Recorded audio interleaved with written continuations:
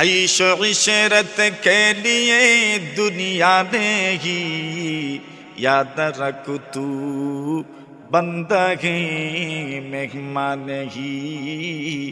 আল্লাহ তাআলা আপনি যখন কোরআন মাজিদের মধ্যে ইয়া ইবাদি বলে ডাক দেন, ইয়া ইবাদি মানে হে আমার বান্দা বান্দিরা, আমার মতো নগণ্য আপনার বান্দা বান্দিদের দলভুক্ত হতে পেরে যেই পরিমাণ আনন্দিত হয়েছি, আসমানও যদি চলে যেতাম আমি এতটুকু আনন্দিত হতাম না। আল্লাহর বান্দা হতে পেরে যত আনন্দিত হয়েছে। 2 নম্বর বলেন ওয়া আন সাইয়ারাত আহমদ লি নবিয়্য, রব্বুল আলামিন আমি এত আনন্দিত কেন জানেন নি? 2 নম্বর কারণ হলো আপনি আমাকে মুহাম্মাদুর রাসূলুল্লাহ সাল্লাল্লাহু আলাইহি ওয়াসাল্লামের উম্মত হওয়ার জন্য কবুল করেছেন, এজন্য এত আনন্দিত হয়েছি। আমার 2টি পাও যদি সুরাইয়া সিতারার উপরে উঠে যেত আমি এত আনন্দিত হতাম না। মানে আল্লাহর বান্দা হতে পারা মানুষের জন্য এত আনন্দের, এত গৌরবের। কোন মানুষ যদি আল্লাহর বান্দা হয়ে যেতে পারেন, আল্লাহর বান্দি হয়ে যেতে পারেন, আল্লাহ তাআলা তার জন্য কি পুরস্কার রেখেছেন তা তো পরে আলোচনা করা হবে। নবী আকরাম সাল্লাল্লাহু আলাইহি ওয়াসাল্লাম জানায়া দেন, কোন মানুষ যদি আল্লাহ তাআলার বندگির মধ্যে নিজের জীবনটাকে অতিবাহিত করতে পারেন, ওই মানুষের জন্য মহান আল্লাহ তাআলা জান্নাতের দরজা খুলে দিবেন। বন্দেগী, বান্দা হতে পারা, মানুষ বান্দা হবে, কখন বান্দা হবে, মানুষের বন্দেগীর ধরনটা কেমন হবে, এত লম্বা চৌড়া আলোচনা আমরা করব না। মানুষের বন্দেগীর ফায়দা কি, মানুষ বান্দা হতে পারলে তার লাভ কি, এই সংক্রান্ত কতগুলো কথা অগোচরভাবে আমরা বলবো। কেন? ইতিপূর্বে আমরা অনেক বড় এক বন্দেগীর আমল সম্পাদন করেছি। রমজান মাসের রোজা আমরা রাখতে পেরেছি। এই বন্দেগীর দাম কি, এই বন্দেগীর মাধ্যমে ফায়দা কি, লাভ কি, সেই আলোচনাটা আমাদের কথার পরতে পরতে ফুটে উঠবে ইনশাআল্লাহ। যেগুলো আপনাদের উলামায়ে কেরামদের জবান থেকে একবার নয়, 2 বার নয়, শতবার আপনারা সেই আলোচনা অত্যন্ত গুরুত্বের সাথে শুনেছেন। একজন মানুষ বান্দা হওয়া তার জন্য কত বড় সৌভাগ্যের। হাদিস শরীফের মধ্যে রাসূল আকরাম সাল্লাল্লাহু আলাইহি ওয়াসাল্লাম বলেছেন, মানুষের জীবনের বড় কিছু সমস্যা আছে, সেই সমস্যাগুলোর একটা সমস্যা হলো মানুষ দরিদ্র, ধনী না, এটা একটা গুরুত্বপূর্ণ সমস্যা। আরেকটা সমস্যা হলো আল্লাহর জমিনে যারা আছি আমরা, আমাদের আরেকটা সমস্যা হলো যে আমরা ধনী হতে পারলাম না। এক তো দারিদ্র, দ্বিতীয় হচ্ছে আমরা ধনী হতে পারলাম না। আল্লাহর হাবিব সাল্লাল্লাহু আলাইহি ওয়াসাল্লাম হাদিস শরীফের মধ্যে বর্ণনা করেন, হাদিসে কুদসি যাকে বলা হয়, قال النبي صلى الله عليه وسلم فيما يرويه عن ربه تبارك وتعالى। নবী আকরাম সাল্লাল্লাহু আলাইহি ওয়াসাল্লাম বলেন, আল্লাহর হাবিব বলেন, আল্লাহ পাক নিজেই তার বান্দা বান্দীদেরকে সম্বোধন করে বলেছেন, তাফাররাকনি ইবাদাতি, আপনাকে ডাক দিয়ে আল্লাহ বলছেন, আমাকে ডাক দিয়ে আল্লাহ বলছেন, ঘরে যেই নারীরা আছেন, মহিলারা আছেন, সেই সকল মহিলাদেরকে সম্বোধন করে আল্লাহ পরওয়ারদিগারে আলম বলছেন, তাফাররাকনি ইবাদাতি, এরে বান্দা বান্দি আমার ইবাদতের জন্য তুমি সময় ব্যয় করো, আমার ইবাদতের জন্য তুমি সময় বের করো।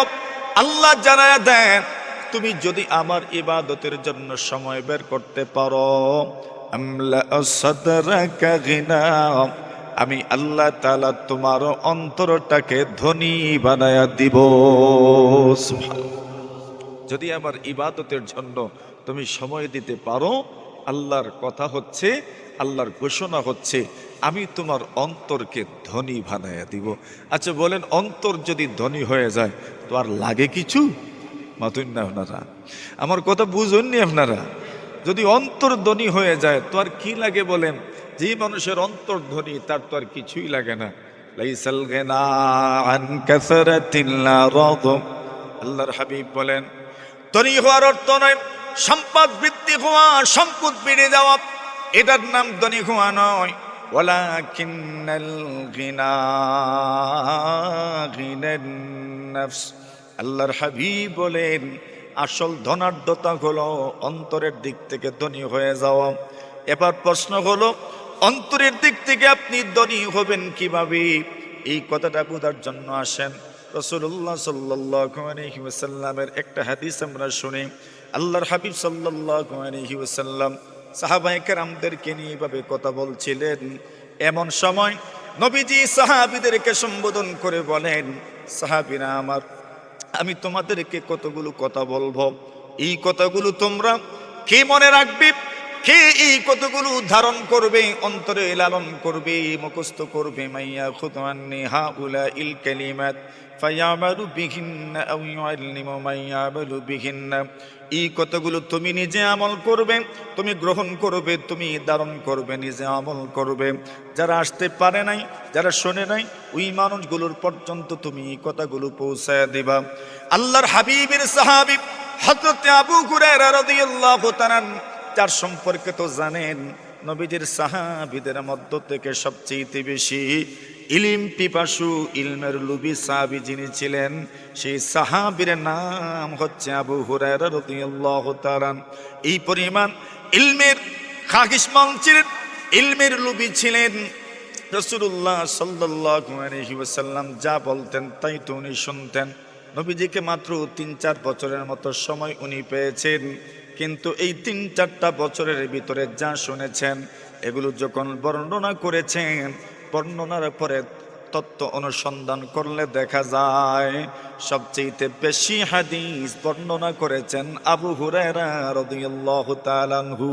সুবহানাল্লাহ, এত হাদিস উনি বর্ণনা করেছেন, অথচ মাত্র কয়েকটা বছর রাসূলকে উনি পেয়েছেন। এত হাদিস কিভাবে বর্ণনা করলেন? ইলমের লুভ আল্লাহ তাআলা ওনার অন্তরে ধান করেছেন। নবী আকরাম সাল্লাল্লাহু আলাইহি ওয়াসাল্লামের কাছে একদিন আবু হুরায়রা রাদিয়াল্লাহু তাআলা বললেন, ইয়া রাসূলুল্লাহ, আমি তো আপনার কাছে বসি, সব সময়ই পড়ে থাকি আপনার কাছে, শুনতে তো কম শুনি না, কিন্তু মুখস্থ তো রাখতে পারি না। এই সমস্যা কি শুধু আবু হুরায়রা রাদিয়াল্লাহু তাআলা ছিল না আমরারও? এটা কি আমরা না? আমরা যা শুনি সব মুখস্থ থাকে তো আমরা না ভুলি যাই? গত বছর এই মাঠে যে ওয়াজ হয়েছে মুখস্থ আছে?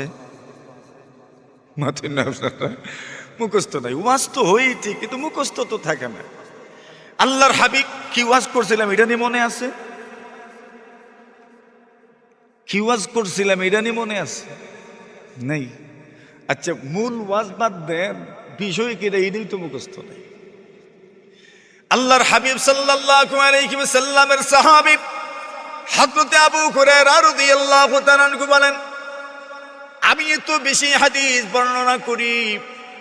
নবীর সাহাবীদের মধ্যে এই ব্যাপারে কানাঘোষা শুরু হলো, আলোচনা শুরু হলো। আবু হুরায়রা এত বেশি হাদিস কিভাবে বর্ণনা করেন? আকসারা আবু হুরায়রা, আকসারা আবু হুরায়রা, আবু হুরায়রা এত বেশি হাদিস কেমনে বর্ণনা করেন?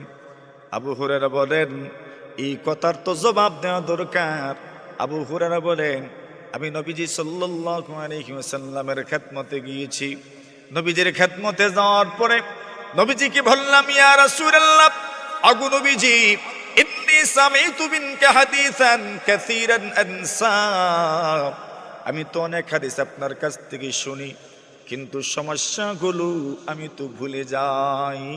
এজন্যই উলামায়ে কেরাম প্রভাত আবিষ্কার করেছেন, আফাতুল ইলমি আন-নিসিয়ান, ইলমের জ্ঞানের আফত সমস্যা হলো ভুলে যাওয়া।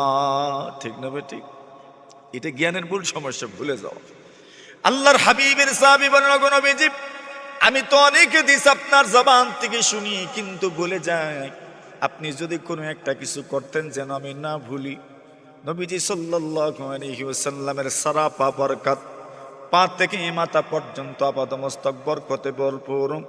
নবীজির তুথুর মধ্যে বরকত, নবীজির লোহাবের মধ্যে বরকত, নবীজির শ্বাসের মধ্যে বরকত, নবীজির হাতের চোয়ার মধ্যে বরকত। ঠিক না ঠিক? আল্লাহর নবীর সাহাবী আবু হুরায়রা বলেন, নবীজি আমাকে প্রশ্ন করলেন, এরে আবু হুরায়রা, তোমার সঙ্গে কি আছে? আবু হুরায়রা বলেন, নবীজি গো, আমার সঙ্গে তো আমার চাদরখানা আছে। আবু হুরায়রাকে রাসূল বললেন, ওবসতরি দাআক, তোমার চাদরখানা তুমি বিছিয়ে দাও। আবু হুরায়রা বললেন, ফাবাসাত্তুরি দাই, আমি আমার চাদরখানা নবীজির সামনে বিছিয়ে দিলাম। চাদরখানা বিছানোর পরে আমি তাকায় দেখি পয়গম্বর সাল্লাল্লাহু আলাইহি ওয়াসাল্লাম দুইটা হাত এমন ভাবে করে মুখের সামনে নিলেন। কি বলে আপনাদের দেশে এইভাবে? এভাবে কিছু দেওয়ারে কি কয়? দুই হাত দ্বারা এইভাবে কিছু দেওয়ার নাম কি? আপনার দেশে কিতা বলে এটা? আঞ্জল বইরা দেওয়া। ঠিক আছে না? ঠিক আছে তো, বুঝছেন নি এখন? আবু হুরায়রা বলেন, ফাকারাফা রাসূলুল্লাহ সাল্লাল্লাহু আলাইহি ওয়াসাল্লাম বিয়াদাই, আল্লাহ নবীজি আঞ্জুল বরে কি যেন দিলেন মুখের সামনে, দুইটা হাত এমন ভাবে নিলেন। এমন ভাবে নেওয়ার পরে তাকায় দেখলাম আঞ্জুল বরে কি যেন নবীজি আমার বিছানো চাদরের মধ্যে এমন ভাবে রাখলেন। আল্লাহ নবীজি বলেন, আবু হুরায়রা, এইবার তোমার চাদরখানা তুমি বাজ করে নাও। আবু হুরায়রা বলেন, আমি আমার চাদরখানা বাজ করে নিলাম, অতঃপর চাদরখানা আমি আমার সিনার মধ্যে লাগায় রাখলাম। আবু হুরায়রা বলেন, ওই যে লাগাইছি, এরপরে আমি যা শুনেছি একটা কথাও ভুলে যাই নাই। এইভাবে আমি নবীজির বরকতে অনেক হাদিস মুখস্থ করেছি। তো ভুলে যাওয়া তো এটা স্বভাবজাত যেন আমাদের। আফাতুল ইলমি আন নিসিয়ান, ইলমের সমস্যাটাই হইল ভুলে যাওয়া। তো ভুল তো স্বাভাবিক, ভুল হবেই। কিন্তু আবু হুরায়রা বলেন, আমি হাল ছাড়ি নাই, আমি সফরের হদরে সর্বাবস্থায় নবীজির সাথে থাকতাম। নবীজি যেখানেই থাকতেন এটাই তো ইলমের মজলিস হয়ে যেত, এটাই মাদ্রাসা হয়ে যেত। তো একদিন আল্লাহর রাসূল আমাদেরকে সম্বোধন করে বললেন, মাইয়া খুতুয়ান নেহা উলাইল কালিমাত, কে আছো তোমাদের মধ্যে এমন, আমি কিছু কথা বলবো, নিজে মুখস্থ করবা, অন্যর পর্যন্ত পৌঁছে দিবা।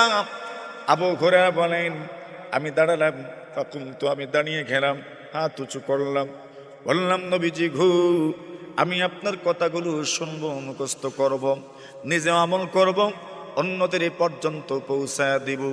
আল্লাহর নবী বলেন, আবু হুরায়রা, তুমি দাঁড়াবে, এটা তো আমার বিশ্বাস ছিল, যার লোক যত বেশি সেই তো দাঁড়াবে। আবু হুরায়রা বলেন, ফাদ্দা রাসূলুল্লাহ সাল্লাল্লাহু আলাইহি ওয়াসাল্লাম খামসা, আল্লাহর পয়গম্বর আমার হাতে ধরলেন, আর আমার হাতে ধরে নবীজি পাঁচটা জিনিস আমাকে সম্বোধন করে বললেন। ফাদ্দা খামসা, নবীজি আমার হাতে ধরলেন, আমার হাতে ধরলেন, আমার হাতে ধরে পাঁচটা নসিহত আমাকে করলেন। এক নম্বর নসিহত করলেন, ইত্তাকিল মাহারিম তাকুন আবাদান নাস। নবীজি বলেন, আবু হুরায়রা, তুমি সবগুলো হারাম থেকে বেঁচে যাও, সবচেয়ে বড় ইবাদত করনেওয়ালা হয়ে যাবে।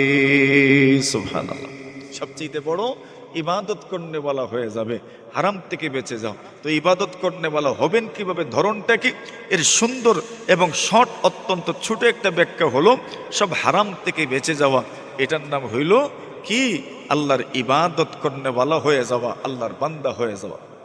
এরপরে বললেন, ওয়ারদা বিমা কাসামাল্লাহু লাকা তাকুন আগনান নাস। নবীজি বলেন, এরে আবু হুরায়রা, তোমার কাছে যা আছে সন্তুষ্ট হয়ে যাও, যা আছে তোমার কাছে তার উপর তুমি সন্তুষ্ট হয়ে যাও। তুমি যতই হাত পা নাড়ো না কেন, নসিবে যা আছে তাই তো আসবে। ঠিক না? বুদ্ধি বিবেক দিয়ে, শক্তি সামর্থ্য দিয়ে রিজিক অন্বেষণ করা যায় না, নসিবে যা আছে তাই তো আসবে। জোরে বলেন ঠিক কিনা? আল্লাহর বান্দা বলেন, আল্লাহর হাবিব বলেন, ওয়ারদা বিমা কাসামাল্লাহু লাক তাকুন আগনান নাস। যা আছে তোমার কাছে তার উপর সন্তুষ্ট হয়ে যাও। নবীজি বলেন তুমি সর্বশ্রেষ্ঠ ধনী হয়ে যাবে। সুবহানাল্লাহ। এই কথা আল্লাহর বান্দারা বলতেন সবসময়। তরফা বিক্রি বলেন, আল্লাহর বান্দা বলেন ফাকানা বিমা কাসামাল মালিক ফাইন্নামা ফাকানা বিমা কাসামাল মালিক ফাইন্নামা কাসামাল খালাইক বাইনানা আল্লামুহা। তরফা বিক্রি বলেন ফাকানা বিমা কাসামাল মালিক ফাইন্নামা, আল্লাহ তোমার মধ্যে যা বন্টন করেছেন, তোমাকে আল্লাহ যা দিয়েছেন এর উপর সন্তুষ্ট হয়ে যাও। কেন জানোনি? কাসামাল খালাইকা বাইনানা আল্লামুহা, নিয়ামত বন্টন করেছেন কে? জোরে বলেন। কার ভোগেটে কি পরিমাণ থাকবো এটা কে জানেন? কে জানেন? তো আল কানাতু বিল কালিল, এটার নামই তাকওয়া। আলী রাদিয়াল্লাহু তাআলা তাকওয়া কার নাম? আল খাউফু মিনাল জালিল ওয়াল আমালু বিত তানজিল ওয়াল কানাআতু বিল কালিল ওয়াল ইস্তি'দাদু লিয়াউমির রাহিল। কার নাম তাকওয়া? অল্প তুষ্ট থাকার নাম তাকওয়া। তো রাসূল বলছেন, ও সাহাবীরা আমার, আল্লাহ বলে দিয়েছেন যদি তুমি আল্লাহর ইবাদতের জন্য সময় বের করতে পারো, আল্লাহর হাবিব বলেন প্রথম লাভ হচ্ছে আল্লাহ নিজে ঘোষণা করছেন আমলা সাদরাকা গিনা, আমি তোমার অন্তরকে ধনী বানায়া দিব। 2 নম্বরে বলেছেন ও আসুদ্দা ফাকরাক, আমি আল্লাহ তোমার দারিদ্রতা গরিবী দূর করে দিব, তোমার মধ্যে গরিবী থাকবে না, দরিদ্রতা থাকবে না। কেন? তুমি আল্লাহর ইবাদতের সময় দিয়েছো, আল্লাহ তাআলা আপনাকে ধনী বানায়া দিবে। বিশ্বাস হয়নি আমাদের? মাতুই না আপনারা? বিশ্বাস হয়নি রে বউ? বিশ্বাস হয়। যদি আপনি আল্লাহর ইবাদতের জন্য সময় দিতে পারেন, আল্লাহ আপনাকে ধনী বানায়া দিবেন। তো আল্লাহর বান্দা হয়ে যাওয়া, কোনো মানুষ যদি তার রবের বান্দা হয়ে যেতে পারে, তবে আল্লাহ তার জন্য কি রাখছেন বলে, প্রথম লাভ হইল ধনী হয়ে যাবেন। 2 নম্বর লাভ হলো আল্লাহ তাআলা আপনার দারিদ্রতা দূর করে দিবেন। দরিদ্র পীড়িত হবেন না, মিসকিন হবেন না, দারিদ্র হবেন না, আল্লাহ তাআলা আপনার দারিদ্রতা দূর করে দিবেন। এক গোলামের এক কিচ্ছা শুনাই আপনার। কিচ্ছা কইতাম না, ঘটনা কইতাম। মেঘের দিন কিচ্ছাই বলা, কি দেখুন আপনারা? মেঘের দিন তো ঘটনা না বলে কিচ্ছাই বলা। তো এক গোলামের ঘটনা। আল্লাহর এক বান্দা গোলাম, মালিক হজে যাবেন। তো হজে যাওয়ার সময় মালিক তার গোলামের কাছে সব কারবার, ব্যবসা বাণিজ্য সবকিছুর জিম্মাদারি সুপর্দ করে যাচ্ছে। গোলামকে ঢাকলেন, নির্ভরযোগ্য মানুষ। গোলাম মানুষ, গোলাম মানে কি? গোলাম মানে হলো যেই লোকের নিজের কোনো ইচ্ছা নাই, নিজস্ব কোনো চাওয়া নাই, মালিক যা বলবেন তা করতে হবে, মালিক যা বলবেন তা শুনতে হবে, মালিক যখন ডাক দিবেন তখন তার ডাকে সাড়া দিতে হবে। এটার নাম ওই তো গোলামি, ঠিক না বে ঠিক? তো আমরা কি গোলাম না? কার গোলাম? আইশো ইশরত কে লিয়ে দুনিয়া নেহি, আইশো ইশরত কে লিয়ে দুনিয়া নেহি, याद रख तू बंदा है मेहमान ही, याद रख तू बंदा है मेहमान ही। এই দুনিয়া আরামের জন্য নয়, চাকচিক্যের জন্য নয়। মনে রেখো, এই দুনিয়াতে আপনি মেহমান হিসাবে আসেন নাই, এই দুনিয়াতে আপনি বান্দা হিসাবে এসেছেন, গোলাম হিসাবে এসেছেন। আল্লাহর বান্দা মালিক তার গোলামকে ডাকলেন, গোলাম আসো, আমার কারোবার, আমার ব্যবসা বাণিজ্য তোমার হাতে আমি সমঝায় যেতে চাই। কেন মালিক? আপনি ব্যবসা করবেন, আপনি বাণিজ্য করবেন, আপনি কারোবার করবেন, আপনার কারোবার, আপনার ব্যবসা বাণিজ্যের জিম্মাদারি আমার হাতে কেন দিয়ে যাচ্ছেন? আল্লাহর বান্দা বলেন, জানো না গোলাম, আমি তো হজের উদ্দেশ্যে নয় না, হজের সফরে আমি যাব। আল্লাহর বান্দা গোলামের মনটা মুহূর্তের ভিতরেই খারাপ হয়ে গেল। মালিক বলেন, রে গোলাম আমার, আমি হজের সংবাদ দিলাম, সুসংবাদ দিলাম, তুমি তো সুসংবাদ গ্রহণ করবি, তুমি খুশি হবে, তুমি আনন্দিত হবে, তোমার চেহারার মধ্যে খুশির ছাপ দেখা যাবে। তুমি উল্টো দেখলাম, নারাজ হয়ে গেলে, চেহারার মধ্যে দেখলাম তোমার চেহারার মধ্যে বিষণ্ণতার চাপ, তোমার চেহারার মধ্যে কোনো খুশি নাই। বিষয়টা কি? আল্লাহর বান্দা বলেন, ওগো মালিক আমার, আপনি তো হজে চলে যাবেন, আল্লাহর ঘর দেখবেন, আল্লাহর ঘরে তাওয়াফ করবেন, মুহাম্মদুর রাসূলুল্লাহ সাল্লাল্লাহু আলাইহি ওয়াসাল্লামের রওজায় দোষে আপনি হাজিরা দিবেন, আল্লাহর নবীর রওজায় যাবেন, নবীর রওজায় গিয়ে আপনি সালাম দিবেন। আপনি তো হজে চলে যাবেন, আমার কি, আমি তো আর যেতে পারবো না। আল্লাহর বান্দা মালিক বলেন, গোলাম মনে রেখো, ওয়াদা দিলাম আগামী বছর আমি তোমাকে সাথে করে নিয়ে যাব। এইবারও গোলামের মনটা খুশি হয় না, গোলামের মনটা এইবারও ভরে ওঠে না, গোলামের মন আগের মতোই রয়ে গেল, চেহারাটা আগের মতোই। এইবার গোলাম মালিককে বলে, মালিক আমার, আপনি বলছেন আগামী বছর নিয়ে যাবেন, এই বছর আমি বাঁচবো কিনা আমিও জানি না, আপনিও জানেন না আপনি বাঁচবেন কিনা আপনিও তো জানেন না, আমিও জানি না। আপনি আগামী বছর আমাকে নিয়ে যাবেন, যদি না বাঁচি মনের ভিতরে একটা আশা নিয়ে আমি মারা যাব। মালিক বলেন, তবে কি এই বছর তোমাকে নিয়ে যাব? রাগ করে বলছেন, তোমার ভিসাও হয় নাই, তোমার পাসপোর্টও হয় নাই, তোমাকে আমি এই বছর কেমনে নিয়ে যাব? আল্লাহর বান্দা গোলাম বলে, ওগো মালিক আমার, আপনি আমাকে নিয়ে যাবেন, শুধু এতটুকু জরুরত নয়, এতটুকু প্রয়োজন নয়, আমার জন্য প্রয়োজন কি জানেননি? আমি তো আপনার গোলাম, আপনার অনুমতি ছাড়া তো একটা পা আমি ফেলতে পারি না, একটা পাও সামনে বাড়াতে পারি না, একটা পাও পিছনে নিতে পারি না, আপনার অনুমতি ব্যতিরেক আমি কিছুই করতে পারি না। এজন্য শুধু অনুমতি চাই, আপনি আমাকে অনুমতিটা দিয়ে দেন, আমি যেন হজে যাই, আপনার কোনো বাধা নাই, বিপত্তি নাই, শুধু অনুমতিটা দিয়ে দেন। মালিকের গুসা আরও বেশি উঠছে, শুধু অনুমতি দিলেই কি তুমি হজে চলে যেতে পারবে?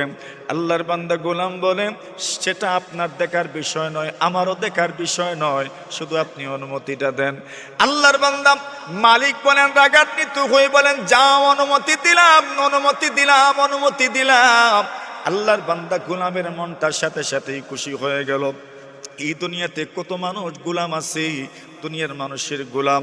আল্লাহর বান্দা যদি ইবাদত করতে পারে, আল্লাহকেও খুশি করতে পারে, তার দুনিয়ার মালিককেও খুশি করতে পারে। নবীজি বলেন, সালাসাতুল লাকুম আজরান, 3 ধরনের মানুষ এমন আছেন যাদেরকে আল্লাহ পরমার্থিকারে আলম ডাবল সওয়াব দেন, দ্বিগুণ সওয়াব দেন। এর মধ্যে একজন মানুষের কথা বলেছেন, আল আব্দুল মামলুক ইদা আদ্দা হাক্কাল্লাহি ওয়া হাক্কা মাওয়ালিহি, ওই গোলাম যেই গোলাম তার দুনিয়ার মালিকের হক আদায় করলো, আল্লাহর হক আদায় করলো, সুবহানাল্লাহ। দুনিয়ার মালিকের হক আদায় করলো, আল্লাহর হক আদায় করলো। দুনিয়ার মালিকের হক আদায় করতে হয়, আল্লাহর হক আদায় করতে হয়।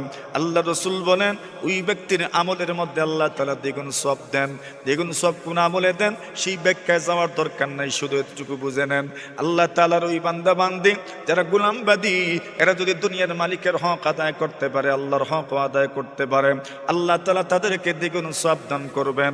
মালিক যেই সময় অনুমতি দিয়েছেন, যাও, অনুমতি দিলাম, তুমি যদি পারো হজ করে নাও, অনুমতি দিলাম, আমার পক্ষ থেকে কোনো বাধা নাই, বিপত্তি নাই। আল্লাহর বান্দা গোলামের মনটা খুশি হয়ে গেল। এইবার মনে মনে ভাবে, যাবো কেমনে? হঠাৎ করে মনে আসলো, যাবো কেমনে সেটা তো আমার ব্যাপার না, 2টা পাও তো আছে আমার। সুবহানাল্লাহ, কয়টা পাও? এমন গাড়ি, এটা তেলও লাগে না, ঠিক না? ঠিক। এই যে এখন সময় আসছে তেলের বড় সংকট, এইভাবে তেল তুল কিছু লাগে মতটা, আপনারা কিছুই লাগে না। আল্লাহর বান্দা বলে, রওনা হয়ে যাব। ভরসা কার উপর? আল্লাহ তো জানায় দিয়েছেন, ওয়া মাইয়া তাওয়াক্কাল আলাল্লাহি ফাহুয়া হাসবুক। আল্লাহ জানায় দিয়েছেন, বান্দা বান্দি শুনে রাখো, ওয়া মাইয়া তাওয়াক্কাল আলাল্লাহ ফাহুয়া হাসবুক। কোনো মানুষ যদি তার রবের উপর ভরসা করতে পারে, আল্লাহর উপর যদি ভরসা করতে পারো, আপনি ঠকবেন না, ঠকবেন না, ঠকবেন না, ঠকবেন না। আল্লাহ বলেন, আল্লাহর উপর ভরসা করে দেখো, ওই মানুষটার জন্য তার যথেষ্ট হয়ে যাবেন, তার জোরে জোরে জোরে যথেষ্ট হয়ে যাবেন, তার মালিক, তার রব যথেষ্ট হয়ে যাবেন। এটা কার কথা? আল্লাহর কথা। আর আল্লাহ তো বলে দিয়েছেন, ইন্নাল্লাহা ইউহিব্বুল মুতাওয়াক্কিলিন, যারা আল্লাহর উপর ভরসা করে তাদেরকে মহব্বত করেন কে? এই লোকেরও ভরসা কার উপর? ভিসাও নাই, পাসপোর্টও নেই। আল্লাহর বান্দা বলে পাও দুইটা আছে তো, রোয়ানা হয়ে যায়। আল্লাহর বান্দা সফরের উদ্দেশ্যে রোয়ানা, হজে যাবে। এখন পা ছাড়া তোর কোনো গতি নেই। মরুভূমি দিয়ে যখন হাঁটা শুরু করছে, সুবহানাল্লাহ, আপনাদের বড় হাওর কোনটা? বালাইর হাওর। এখন বালাইর হাওরের এক পারে যদি কেউ নামে আর ওপর পারের দিকে যদি থাকায়, কিতা মনে করেন ডরু লাগবো নি? পায়ে হেঁটে যাবে, হাওরটা পাড়ি দিবে, তো প্রথমেই তো মনে ধাক্কা লাগবে, বাপরে বাপ এত দূর কেমনে হেঁটে যাব, ঠিক না বেঠি? আল্লাহর বান্দা যখন মরুভূমির মধ্যে পা দিছেন, এমনিতেই বিশাল মরুভূমি দেখা যায়। এত বড় মরুভূমি পাড়ি কেমনে দিবি? আল্লাহর বান্দা বড় চিন্তায় পড়ে গেল, পেরেশান হয়ে গেছে, পাড়ি কেমনে দিবি? আল্লাহর উপর তো ভরসা করেছেন, কিন্তু মানবিক দৃষ্টিতে কষ্ট তো লাগছে, মানবিক দৃষ্টিতে তারপরও ভয় লাগছে, শঙ্কা লাগছে। এত বড় পাহাড়, এত বড় মরুভূমি আমি কেমনে পাড়ি দিব? হঠাৎ করে মনে মনে আসলো, এত বড় মরুভূমি দেখছি, চক্ষুটা বন্ধ করে নেই, চক্ষু বন্ধ করছে। সুবহানাল্লাহ। মাঝে মাঝে মাঝে মাঝে মাঝে মধ্যে, আপনাদের তো রেল লাইন নাই, আমাদের দিকে রেল লাইন আছে। আমরা যখন রেল লাইন পার হইতাম আগে, কোনো সময় হাঁটাহাঁটি করতাম, তো ফুল আসলে পরে ডর লাগতো। নিচে তো ফাঁকা দেখা যায়, আর নিচ যত দেখা যায় তত ডর লাগে। তো আমরা কি করতাম, নিচের দিকে তাকাবো না, উপরের দিকে তাকাই। নিচের দিকে তাকাইলেই ডর লাগতো। এখন চক্ষু বন্ধ করছে আল্লাহর বান্দা। আল্লাহর বান্দা বলে চক্ষু বন্ধ করি, মরুভূমি দেখলামও না, ভয় লাগলো না। আর মরুভূমি তো মরুভূমি, বাস হাঁটতেই থাকলাম, হাঁটতেই থাকলাম। আল্লাহর বান্দা চক্ষু বন্ধ করার পরে একটু পরেই মনে আসছে, আরে চক্ষু যে বন্ধ করলাম আমি, যদি এখন সাপ আইসা আমাকে কামড় দে, বিচ্ছু যদি আমাকে কামড় দেয়, যদি নেকড়ে আমার উপর আক্রমণ করে, যদি হিংস্র কোনো প্রাণী আমার উপর আক্রমণ করে, চক্ষু খোলা থাকলে আক্রমণ কোন দিকে করছে কমপক্ষে, কিন্তু যদি চক্ষু বন্ধ থাকে আমার উপর হঠাৎ করে যদি আক্রমণ করে, তো বাঁচার তো আর কোনো রাস্তাই রইল না, বাঁচার তো কোনো পথ রইল না। আল্লাহর বান্দা ভয়ে চোখ খুলছে, চোখ খোলার পরে তাকায় দেখে আল্লাহর ঘরের সামনে হাজির হয়ে গেছে। এটা কেমনে হইল? এটা আমি বুঝবো না, আপনি বুঝবেন না। তবে নবীর একটা কথা আছে, নবী আকরাম সাল্লাল্লাহু আলাইহি ওয়াসাল্লাম বলেন, আল্লাহ তাআলা তার কিছু বান্দাবান্দির জন্য দূরত্বকে কমায় দেন। এটাকে তাইয়ুল আরদ বলা হয়, জমিনকে সংকীর্ণ করে দেওয়া, জমিনকে ভাঁজ করে দেওয়া। জমিনকে আল্লাহ তাআলা ভাঁজ করে দেন। আল্লাহ তাআলা কিয়ামতের কঠিন ময়দানে কত কিছু যে করবেন। ওয়াল আরদু জামিআন কাবাদাতুহু ইয়াউমাল কিয়ামাহ والسماوات مطويات بيمينه। আল্লাহ বলেন, এখন নবীজি ওয়াল আরদু জামিআন কাবদাতুহু ইয়াউমাল কিয়ামাহ, সবগুলো জমিন আল্লাহর মুষ্টির ভিতরে থাকবে। ওয়াস সামাওয়াতু মাতবিয়াতুম বিয়ামিনি, আল্লাহ বলেন সবগুলো আসমান আল্লাহর মুঠির ভিতরে বাজ অবস্থায় থাকবে। يوم نطوي السماء كطي السجل للكتب كما بدأنا أول خلق نعيد وعدا علينا إنا كنا فاعلين। আল্লাহ বলেন, আমি আসমানকে বাজ করে রাখবো, বাজ করে নিব। আসমানটাকে আমি আল্লাহ তাআলা বাজ করে নিব, আমার মুষ্টির ভিতরে থাকবে। নবীজি বলেন, ডান হাতে থাকবে সবগুলো আসমান, আল্লাহর বাম হাতে থাকবে সবগুলো জমিন। এত ক্ষমতা শক্তি আল্লাহ তাআলার আছে। ওই আল্লাহ তাআলা তার কিছু বান্দা বান্দীদের জন্য জমিনের দূরত্ব কমায় দেন, জমিনটাকে বাজ করে দেন। আল্লাহর বান্দা বলেন, চক্ষু বন্ধ করেছি, চক্ষু খোলার পরেই দেখি আল্লাহর ঘরের সামনে আমি দাঁড়ায় আছি। সুবহানাল্লাহ। এখন বলেন, আল্লাহর বান্দা করছেটা কি? চক্ষু বন্ধ করছে, ভরসা করছে তার রবের উপর। এমন কিছু বান্দা বান্দিও তো দুনিয়াতে আছে, বোঝা গেল, যাদের সম্পর্ক কার সাথে? জোরে বলে, আল্লাহর সাথে তাদের কানেকশন। এটা আপনিও জানেন না, আমিও জানি না, আপনারও জানা নাই, আমারও জানা নাই। কিন্তু কিছু বান্দা বান্দি তো এমন আছে যাদের সম্পর্ক তার রবের সাথে। ইবাদত করতে করতে করতে করতে, ইস্তেকামত থাকতে থাকতে, অটল অবিচল থাকতে থাকতে, ইমানের উপর আল্লাহ তাআলাকে রব মেনেছে, এর উপর অটল ছিল, অবিচল ছিল। ইস্তেকামতের উপর আমল করতে করতে করতে করতে করতে এমন একটা পর্যায়ে পৌঁছে গেছে, আল্লাহ বলছেন, হে বান্দা, তুমি ইবাদতের উপর অটল অবিচল থাকার কারণে এখন আসো, তুমি শুধু বান্দা হও নাই, তুমি আমার ওলি হয়ে গেছো।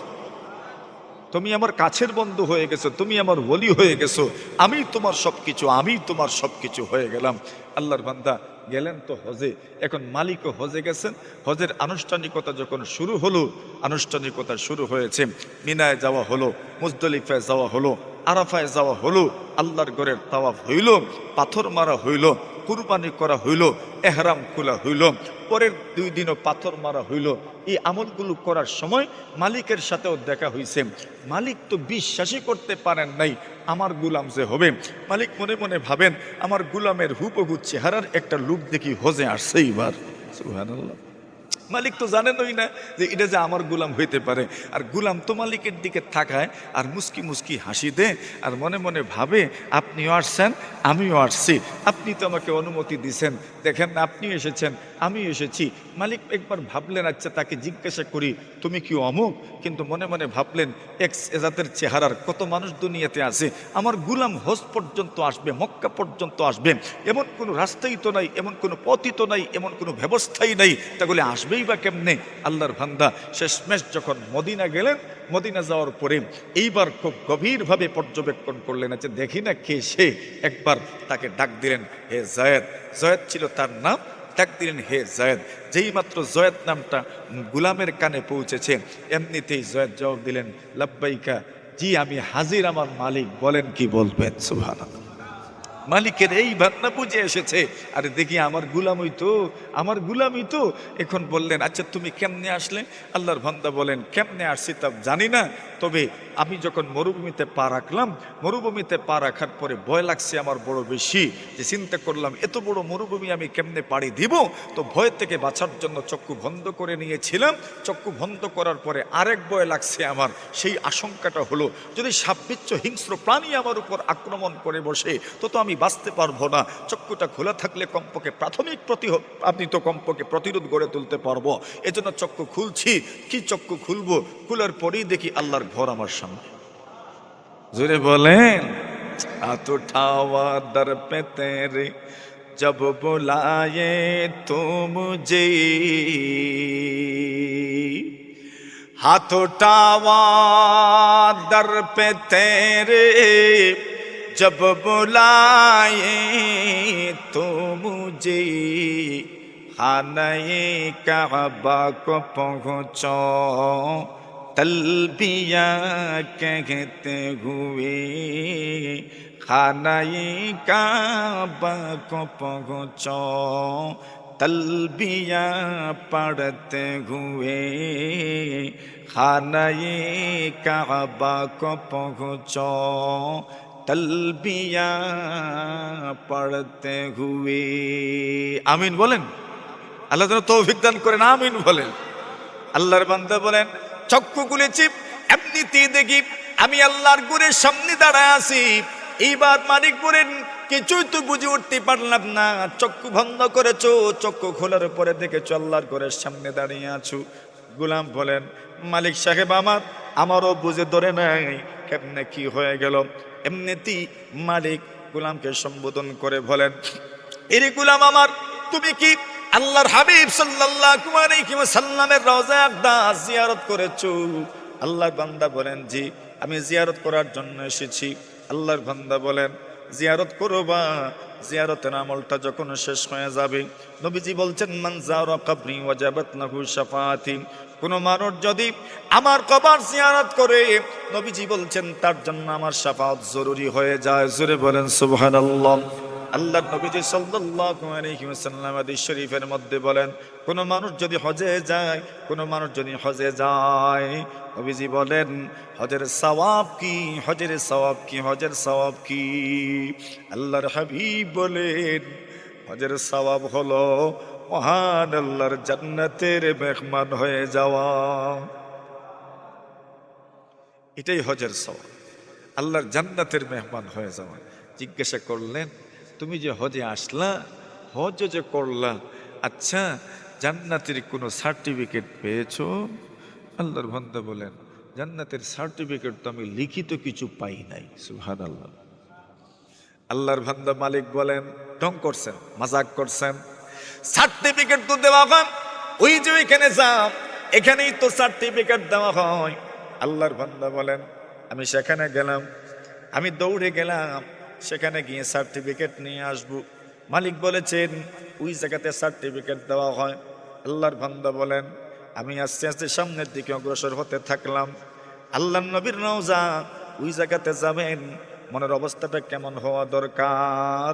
আল্লাহর বান্দা বলেন এরে বন্ধু আমার, নবীজির রওজার সামনে যখন তুমি যাবে, আয়জাইরে বাইতে নববী याद रखे ये बेकायदया जंबिश लब बे अदबी है बेकायदया जंबिश लब बे अदबी है आहस्ता कदम पस्त नजर पस्त सदा हो आहस्ता कदम पस्त नजर पस्त सदा हो खाबीद यहाँ रूह रसूल अरबी है खाबीद यहाँ रूह रसूल अरबी है। সেখানে যাবেন, কেমনে যাবেন? বড় আস্তে আস্তে, বড় ধীরে ধীরে যাবেন। কেন এই জায়গাতেই নবী আকরাম সাল্লাল্লাহু আলাইহি ওয়াসাল্লাম আছেন। সেই জায়গাতে আপনার যাওয়াটা হওয়া দরকার। বড় ধীরে ধীরে আস্তে আস্তে যাওয়া হওয়া দরকার। সুবহানাল্লাহ। আল্লাহর বান্দা বলেন আমি তো গেলাম সার্টিফিকেট আনার জন্য। বলেন কেমনে যে গেছি জানি না। মালিক এই কথা বলার পরে পিছন দিকে তাকান, দেখেন গোলাম নাই। মালিক ভাবলেন কই গেল রে? একটু পরেই দেখেন গোলাম এসে হাজির। জিজ্ঞাসা করলেন কই ছিলে তুমি? ওই যে আপনি বলছিলেন ওই জায়গাতে সার্টিফিকেট মিলে, সনদ মিলে, ওইটা আনার জন্য আমি গিয়েছি। আল্লাহর বান্দা গেলে কোন দিকে? বলেন চক্ষু বন্ধ করছি আগের মতো, আর চক্ষু বন্ধ করার পরে, চক্ষু খোলার পরে দেখছি সনদ যেই জায়গায় বিতরণ হয় ওই জায়গায় পৌঁছে গেছে। আল্লাহর বান্দা সনদ কই দেখি। এখন সনদ দেখাইলেন। সুবহানাল্লাহ, সুবহান। এখন সনদ কি, এটার মধ্যে কি লেখা ছিল সেটা তো আর আমরা জানি না, আপনিও জানেন না। তবে এর দ্বারা বোঝা যায় যে আল্লাহ তাআলা তার বান্দা বান্দীদের মধ্যে এমন কিছু মানুষ রেখেছেন যাদেরকে আল্লাহ বড় পছন্দ করেন। এদের তাআল্লুক, সম্পর্ক, খুব গভীর সম্পর্ক রবের সাথে আছে। এটা আপনি হতে পারেন, বড়রা হতে পারেন, আপনি হতে পারেন, যে কেউ হতে পারে, একজন ড্রাইভার হতে পারে, একজন মজদুর হতে পারে, একজন শ্রমিক হতে পারে, যে কোনো লাইনের একজন মানুষ তার রবের সাথে গভীর সম্পর্ক স্থাপন করতে পারে। একজন ব্যবসায়ী তার রবের সাথে গভীর সম্পর্ক স্থাপন করতে পারে। এটা আমার জন্য, আপনার জন্য জরুরি। যত আমল আছে সব আমলের গুরুত্বপূর্ণ একটা উদ্দেশ্য হচ্ছে রবের সাথে যেন গভীর সম্পর্ক তৈরি হয়ে যায়। আমাদের মুরব্বী, আমাদের হাজরাত মুফতি সাহেব হুজুর দামাত বারাকাতুহুম, শেখুল হাদিস সাহেব দামাত বারাকাতুহুম তশরিফ এনেছেন। হুজুরের বয়ান হবে। হুজুরকে রেখে আমি আর কথা বলা মুনাসিব মনে করছি না। মাশাআল্লাহ, হুজুর অনুমতি দিয়েছেন, আলহামদুলিল্লাহ। হুজুর বলছেন যে সময় মতো 7:30 পর্যন্ত সময় দেওয়া হয়েছিল, ওই সময় পর্যন্ত যাওয়ার অনুমতি দিয়েছেন, আলহামদুলিল্লাহ। বড়দের দোয়া আমাদের জন্য। তো যে কথাটা বলছিলাম, এখন দেখেন আল্লাহর বান্দা একটা লিখিত কাগজের টুকরা মালিকের সামনে পেশ করলেন। মালিক, আচ্ছা এই কথাটা বোঝানোর জন্য আরেকটা কথা আপনাদেরকে শোনাই।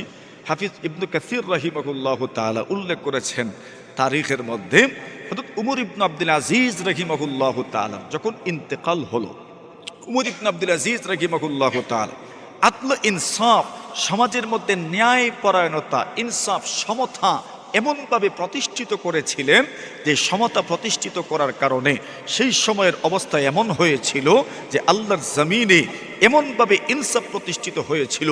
মানুষের মধ্যে ইনসাফ প্রতিষ্ঠিত হওয়ার কারণে মানুষের অধীনস্থ যত মাখলুক আছে, যে মাখলুকগুলো মানুষের কথা শুনে, ওই মাখলুকের মধ্যে আল্লাহ তাআলা ইনসাফ প্রতিষ্ঠিত করে দিয়েছিলেন। সুবহানাল্লাহ। আর এটা হবে না কেন? এর জন্য আরেকটু গুড়ায় যাই আমরা।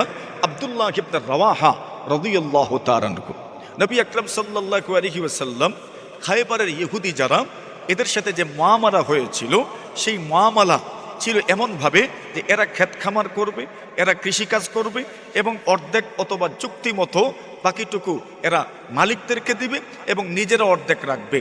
এই চুক্তিটা সম্পাদন হওয়ার পরে এদের বাগানে কি পরিমাণ ফসল উৎপাদিত হলো এটাকে অনুমান করার জন্য, খারাজ করার জন্য, অনুমান করার জন্য রাসূল আকরাম সাল্লাল্লাহু আলাইহি ওয়াসাল্লাম আব্দুল্লাহ ইবনে রাওয়াহাকে প্রেরণ করলেন, ভাই যাও অনুমান করে আসো, রেজিস্টারভুক্ত করে আসো, এরপরে তাফসিল করা যাবে, উসুল করা যাবে, এর অনুপাতে একটু কমানো যাবে আর এর অনুপাতেই উসুল করা হবে। আব্দুল্লাহ ইবনে রাওয়াহা যখন তাদের কাছে গেলেন, এই লোকগুলো তাদের অভ্যাস মতো ঘুষ নিয়ে আব্দুল্লাহ ইবনে রাওয়াহার কাছে আসলেন। সরকারি কর্মকর্তারা আসলে পরে আমরা অনেক সময় ঘুষ দিয়ে আমাদের বিষয়গুলো সহজ করার চেষ্টা করি, ঠিক না বেঠিক? ট্যাক্স বা ভ্যাট এগুলো কমানোর চেষ্টা করি। এই ইহুদি লোকগুলো ঘুষ নিয়ে আব্দুল্লাহ ইবনে রাওয়াহার কাছে আসলেন। রাসূল করিম সাল্লাল্লাহু আলাইহি ওয়াসাল্লামের সাহাবী আব্দুল্লাহ ইবনে রাওয়াহা রাদিয়াল্লাহু তাআলা বলেন, কি এটা? বলছেন যে কাজ করেন, এই ঘুষটা গ্রহণ করেন, এই হাদিয়া তোহফাটা গ্রহণ করেন, আর আমাদের গাছে কি পরিমাণ ফল ফসল এসেছে একটু কমায় লিখেন, যাতে করে উসুল করার সময় একটু কম উসুল করা হয়, আমাদের পক্ষে যেন আপনার রায়টা যায়। আব্দুল্লাহ ইবনে রাওয়াহা বললেন, শুনে রাখো, আমি এসেছি কার কাছ থেকে জানো?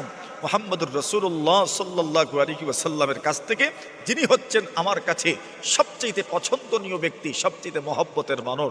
আর এসেছি তোমাদের কাছে, তোমরা হচ্ছ আমার কাছে সবচেয়ে নিকৃষ্ট মানুষ, সবচেয়ে শত্রু তোমরা আমাদের।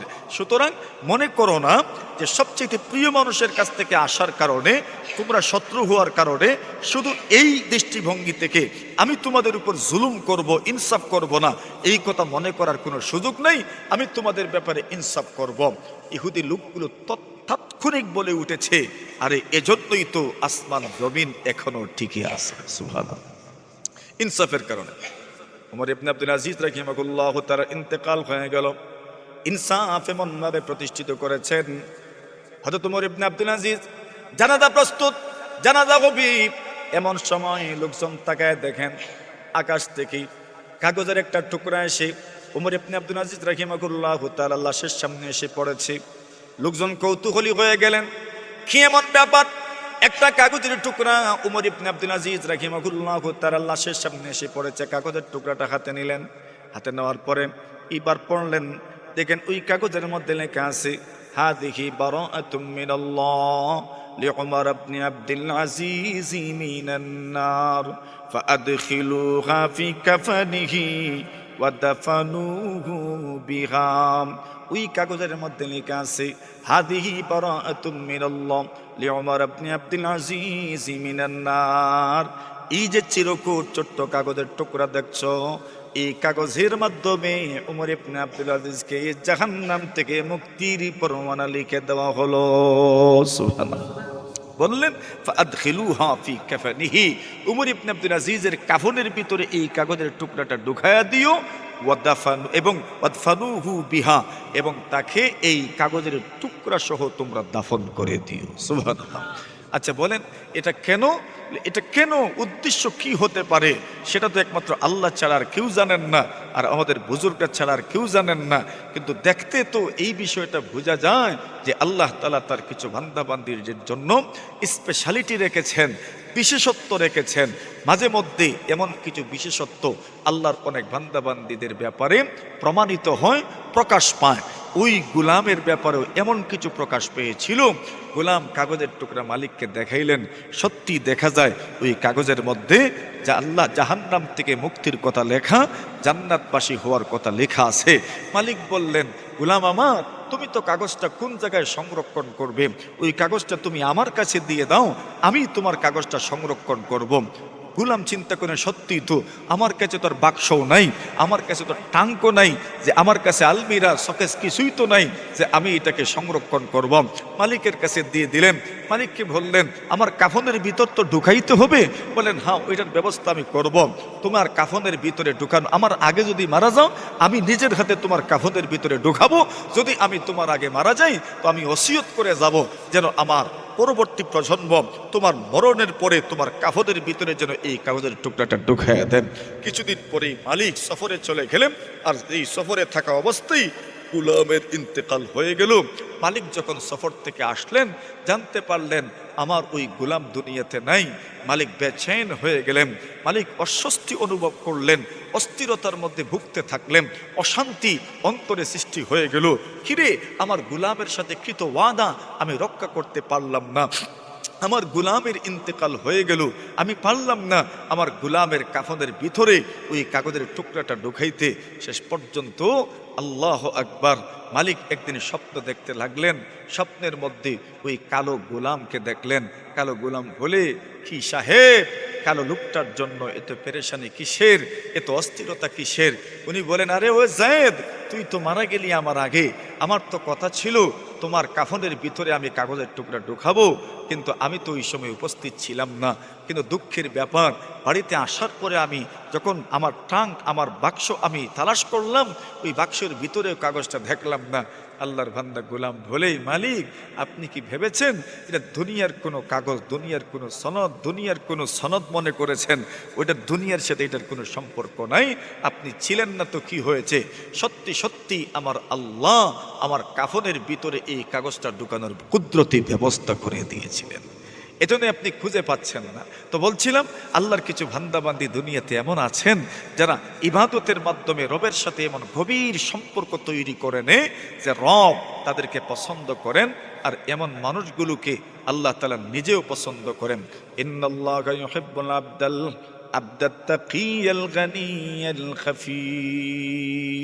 আল্লাহ তার বান্দাবান্দিদের মধ্য থেকে এমন কিছু মানুষকে পছন্দ করেন যারা তার পরিপূর্ণ দাসত্ব এখতিয়ার করেছেন, এবং যারা ধনী মানুষও এবং মুত্তাকিও গোপনেও থাকতে পছন্দ করেন, ওই মানুষগুলো মহান রবের সবচেয়ে প্রিয় মানুষ হয়ে যান। সুবহানাল্লাহ।